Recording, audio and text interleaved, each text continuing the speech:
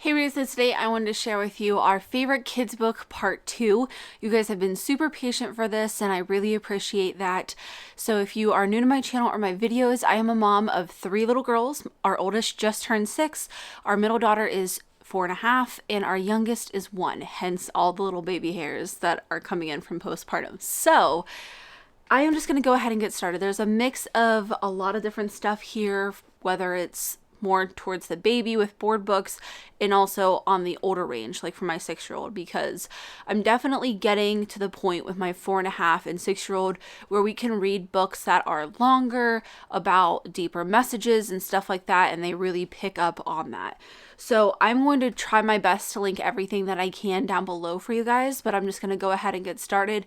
If you have not watched my videos before, I actually have a few of these, so I'll link previous versions down below because none of these books will be repeated. So every video is a new set of books. We have a lot here. So the first book is called You're My Little Pumpkin Pie. It is as cute as it sounds, and I read it to her yesterday. She giggled a bunch, and she really likes flipping through books.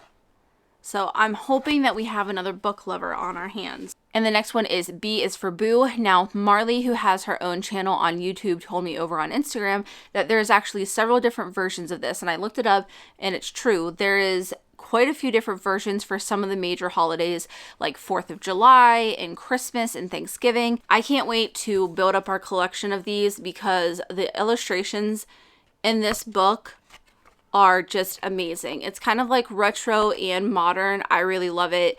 The girls thought it was cute. I mean, even if you have a child who's just working on their ABCs, even if they're not, my girls really enjoyed it. You know, my 6-year-old, she knows her alphabet and she still thought it was a really funny book. Next is Pig the Fibber.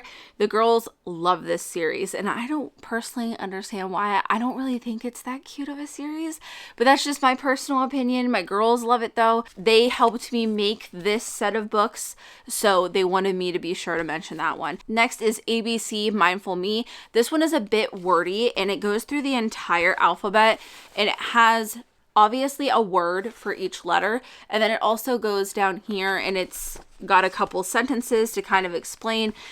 It's a really, really good book. I thoroughly enjoy the message. It's just a little wordy.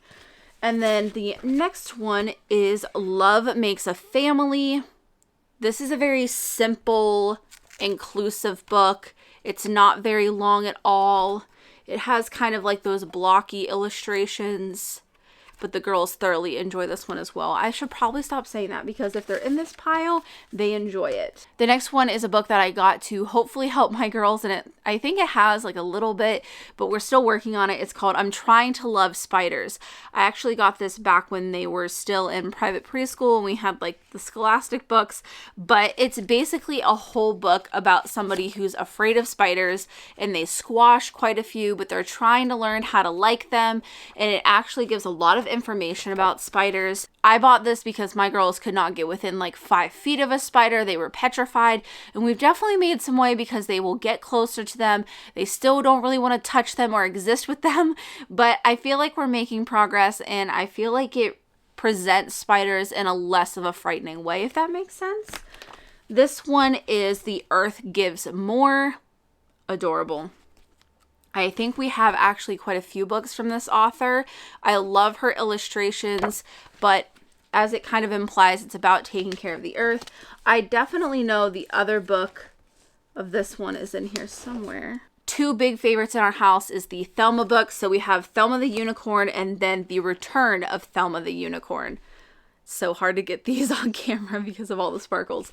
But this one is first, this one is second. I got just the first one to start out with because I didn't know what the book was even about, and the girls loved it so much that I quickly got the second one because it is a really adorable story. There's a lot of different messages, and I feel like a couple of them are actually pretty unique when it comes to kids' books. Next is a major throwback for me. It is A Bad Case of Stripes. This was one of my little sister's favorite books growing up, and Sophie actually got it I think a couple years ago now for her birthday, and she still loves it. I thought it might be a little frightening because when she got it, I read it myself and I forgot how it can be a little bit scary, but Sophie loves it. honestly, it's just such a good book. Next is a pretty silly one, but it's called Don't Call Me Bear. I got this one specifically for Sophie because she does love koalas. She has for a really long time, but I really appreciated the message because I remember getting schooled about how they're not called koala bears, they're just called koalas,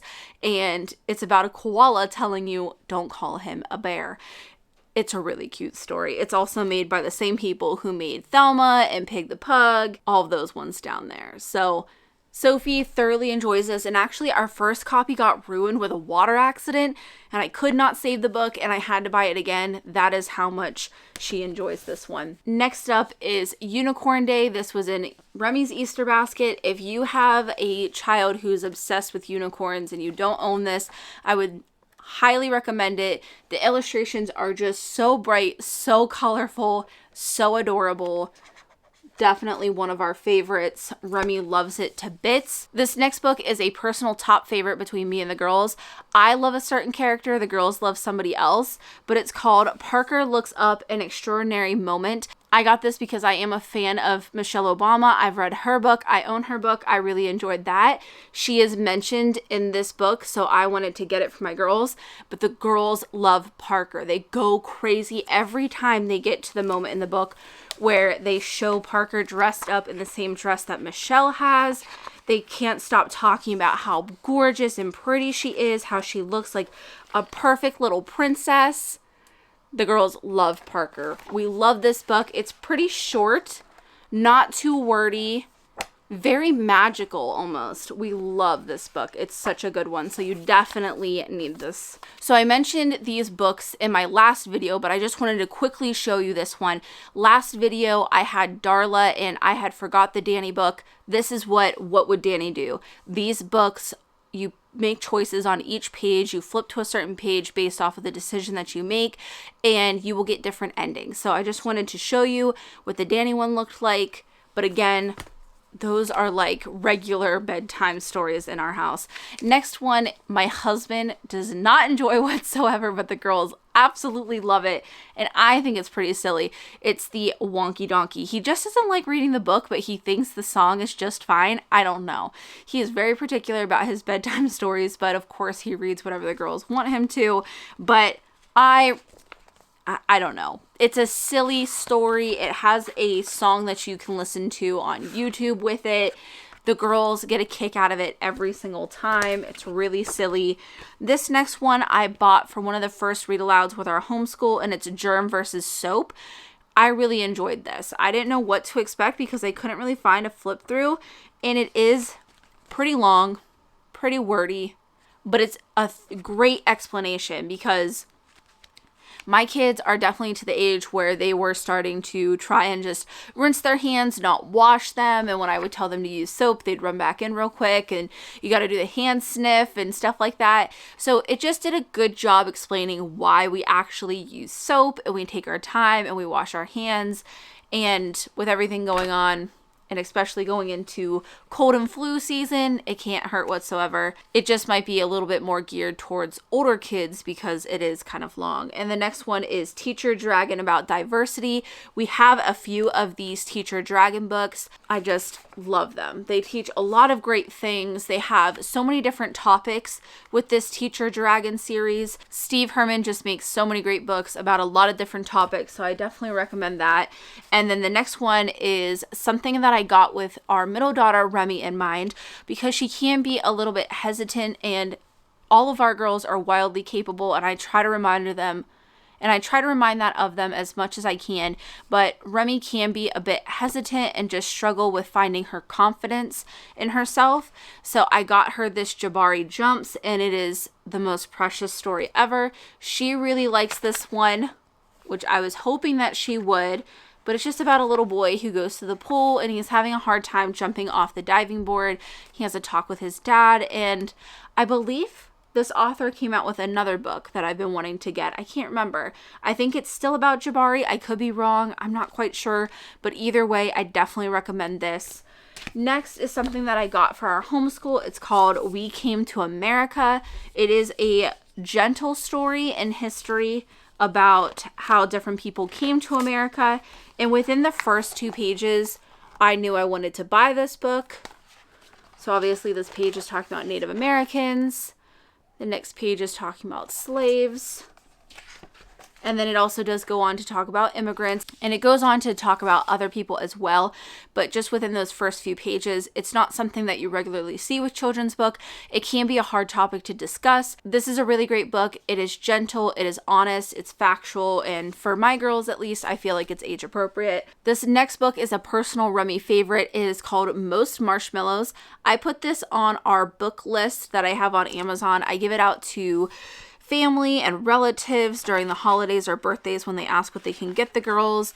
I didn't really know what it was, but I'm so glad that we got it because it has the most adorable, almost lifelike illustrations. And it just goes on to talk about what most marshmallows are like, and then obviously round it out with saying that but they could be anything and you can do anything, and just obviously sending that really good message. Next, another oldie but goodie, If You Give a Mouse a Cookie. This was my personal favorite as a child growing up, and I'm not quite sure why, but this and Rainbow Fish, which I don't know how much I like Rainbow Fish as an adult, but that's just me. But this book, I really enjoy, and the girls thought it was really cute and really adorable. I guess I didn't realize growing up that it is a little bit wordy, but it's just super nostalgic for me flipping through and looking at all these. They have so many different versions now. They also have ones for holidays, and I just can't wait because I want to get like the entire series. Next is a favorite among all of us. It's called Yoga Bunny. Again, it's one of those books that I really didn't know what it was like until we got it. And guys, I am so happy we have this. It has very simple yet beautiful illustrations, and it's talking about a bunny who's doing yoga and friends joining him, and I really enjoy this because it does walk through different yoga poses. It's presented in such a cute way and also sends a really good message about friendship all around. The girls love doing the poses while I'm reading the book to them. It's really cute. It's not terribly long or wordy or anything like that, so all around a home run. Another highly requested bedtime story is Llama Destroys the World. This just gets giggles and laughs every single time. They love the way that we do the llama voice. The llama is pretty silly in the story. And I do believe that there's also a second book, which I should probably get my hands on because they love this one to death. It's just a goofy story, you know. We're not sending any like riveting messages here, but it is a great, simple, silly story. My kids can't get enough of this one. The last book is relatively new to us. I got it for one of our read alouds right before Halloween for homeschool, and this is going to be a huge judgment call. It's actually one of the books that I'll spend a little bit time talking about because I feel like it is definitely borderline if you feel that it's appropriate for your kids or not. But it's called The Dark by Lemony Snicket's, and while I think this definitely fits into a Halloween category of books, it's not Halloween specific, so it definitely can be out year round. So it's about a boy named Laszlo. The beginning of the book is just him talking about how the dark stays in the basement during the day and he does not go down there and he does not visit it. And he says that at night, the dark does come all over the house, but it does not come into his room. He has a nightlight and a flashlight, but one night, the nightlight burns out, and then the dark starts to talk to him, and it wants him to come downstairs into the basement.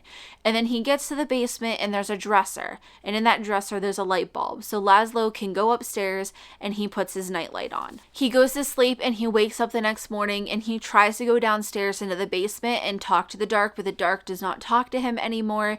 It just looks like the dresser is smiling at him, and he just goes on about his life, and the dark never talks to him again.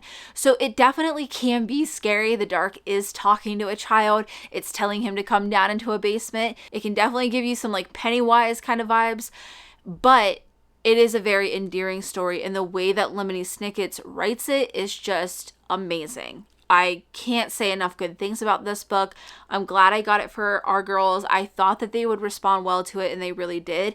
They thoroughly enjoyed it, and they were really happy to see that the dark actually ended up helping Laszlo, and Laszlo was then brave enough to go down into the basement the next morning and talk to the dark, and I don't know. So like I said, I wanted to explain that one a little bit because it is a judgment call, but we absolutely love this book. And again, just, you know, I gave you a synopsis, but you really need to read the way he wrote it. It just makes it even better. So I will try to link all of those down below. Let me know down in the comments down below what your guys' favorite kid book is right now. If you guys enjoyed this video, make sure to give it a thumbs up. And as always, thanks for watching.